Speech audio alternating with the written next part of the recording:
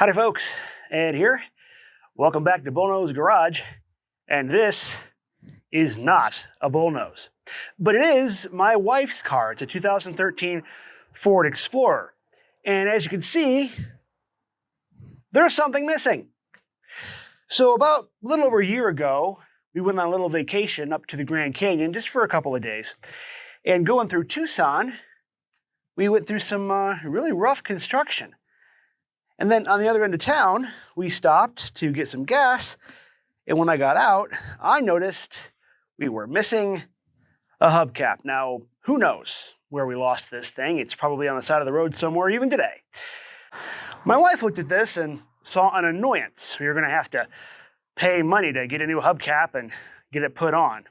I saw it as an opportunity for customization. Hello.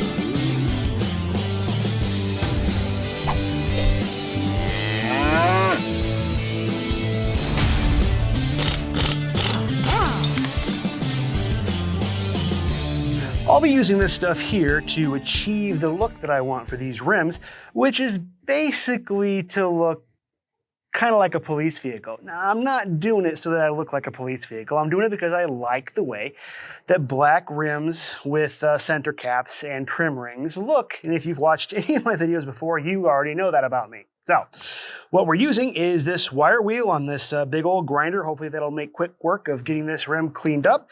I've got some automotive primer here just to get a good base layer. I've got high heat paint because that's what I have. I have a whole bunch of it, but the important thing about this is that it's matte paint. So I'm also using a 2K Spray Max clear coat. And if you're going to use a clear coat over top of a base coat, you want to make sure that your base coat is a matte finish and not glossy, because if it's glossy, then your clear coat won't adhere correctly. So this should be interesting. I've never used a 2K clear before. This will be the first time. I'm really interested to see just how that's going to turn out. So keep in mind, this is basically just a driveway paint job. I'm not going for super professional results, but I'm hoping that it turns out nice and sort of dresses up my wife's vehicle just a little bit. So first thing to do is to get the vehicle up in the air, get all the wheels and tires off, and then I'm going to go through and remove all of these wheel weights so that we can get a nice, even, clean finish all the way around. And then when we're all done and everything's put back together, we'll just take it over to Discount Tire and get it rebalanced, because generally they do that for free and we always get our tires from there anyway, so it's a good deal.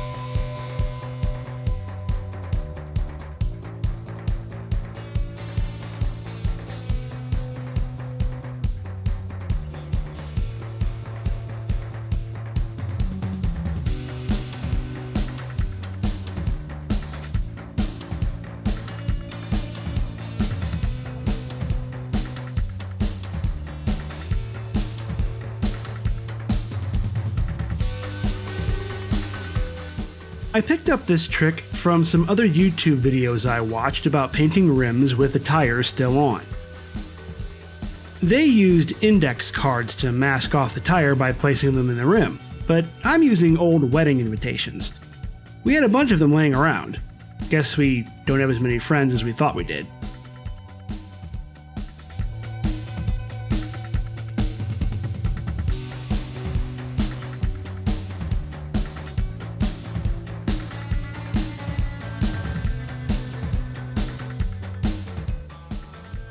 Got the wheels and tires off the Explorer and into the garage. The wheels are just about as clean as I'm prepared to get them.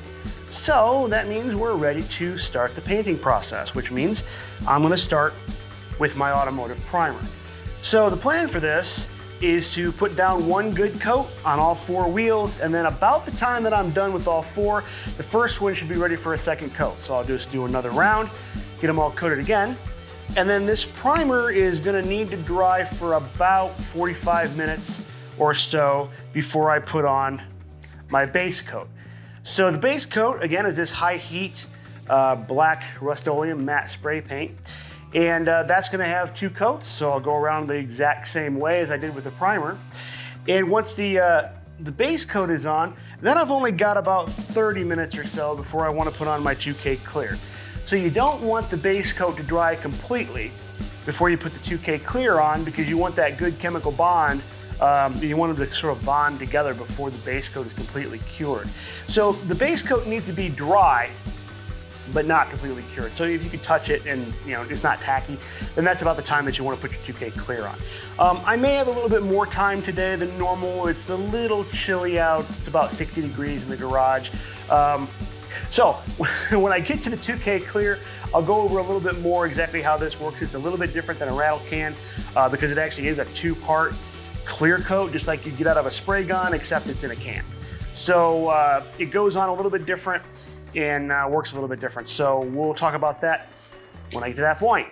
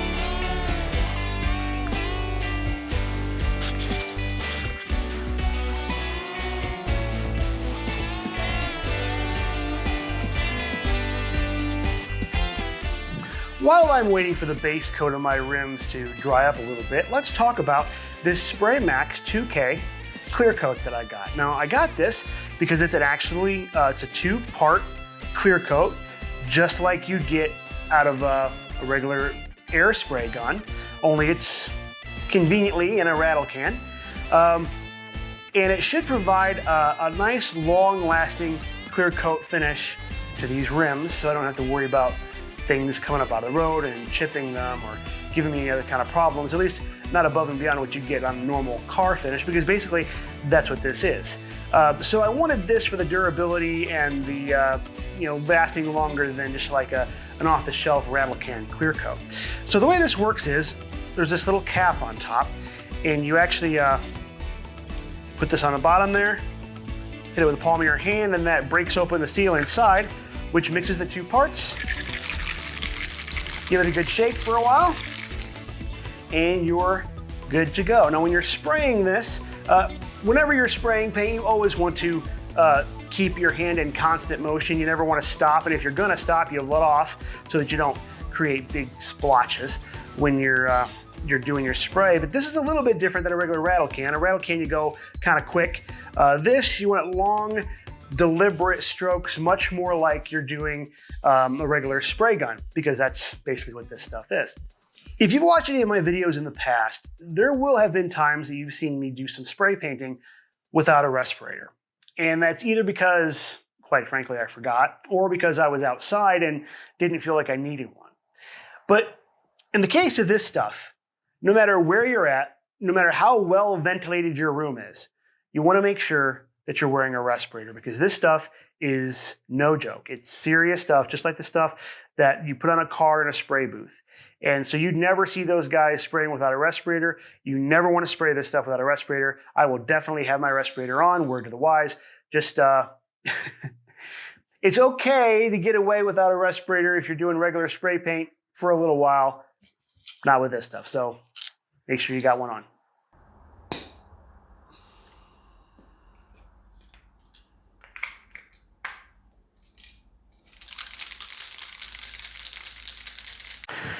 We're just about ready for this. I'm letting these dry a little bit more. It's taking quite a bit longer for these to dry than I expected. I think that's probably because of the temperature.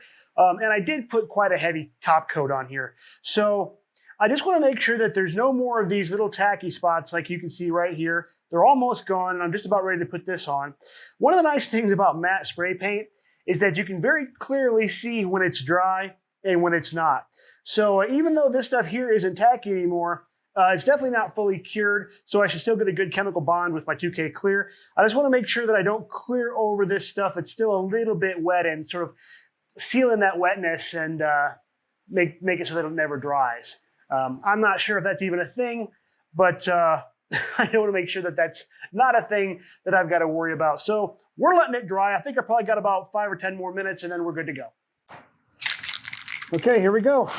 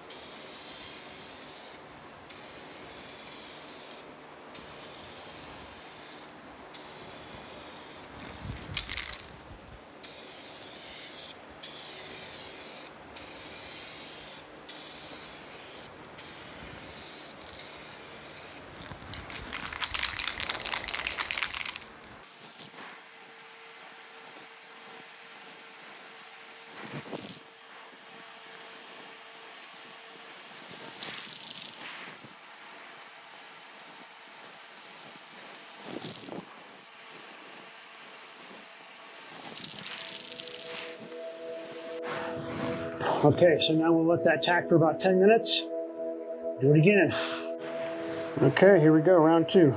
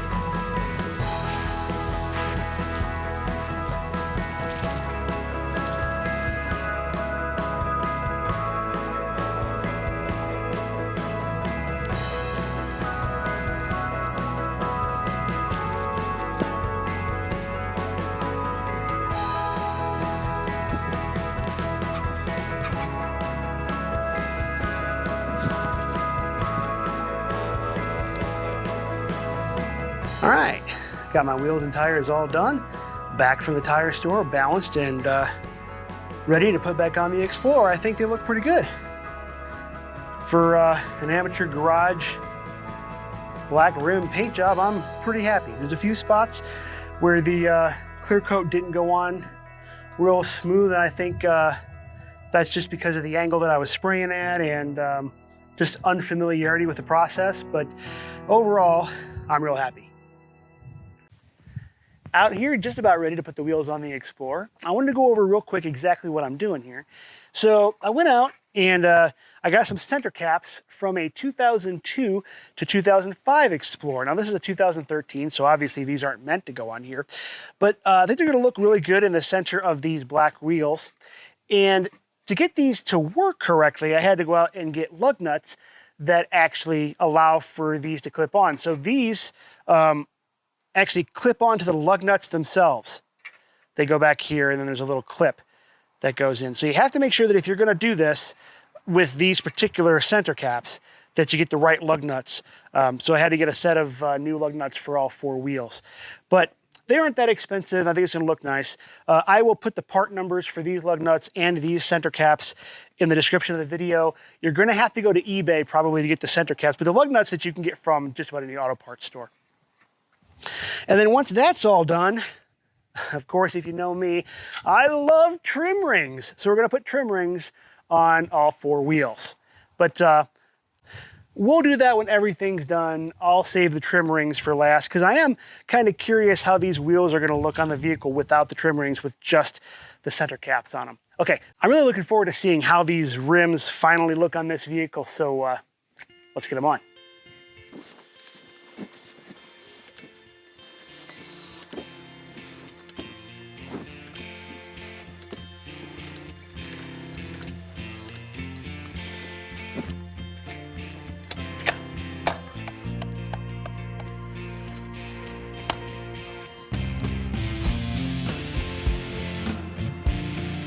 If your goal for this project is to make your rims most closely replicate what a Police Explorer rims look like, then this is where you're going to want to go, and probably where you're going to want to stop. This is about how they look. Now the center caps aren't exactly accurate, but the actual Police Explorer center caps are a little bit more expensive than the ones that I got, so there's that to consider. As for me, that's not really the look that I'm going for. I like that look, but as I've said before, if you've watched any of my videos, you know that I'm a sucker for trim rings. So that's what I'm doing next. Before you do something like this, keep in mind that the clips on the trim wings, hello Barry. Before you do this, keep in mind that the clips on the trim rings are going to mar the paint on your rims. I don't really care about that. Like I said, it's a garage paint job, it's not a big deal. But trim rings will do that. So if you're concerned about that, you may want to think twice about putting trim rings on your vehicle.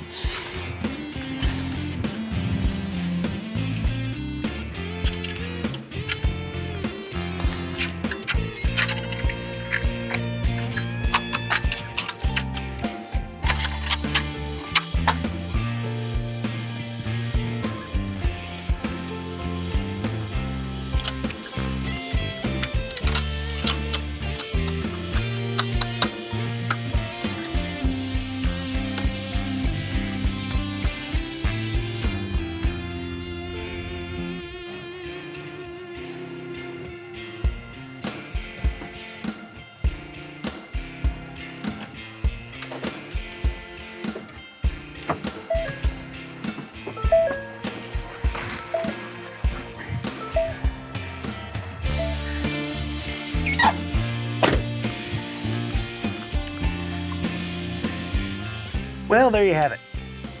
A basically brand new set of rims for my wife's Explorer. Now they're not new, but they are refurbished, and I'm pretty happy with how they turned out.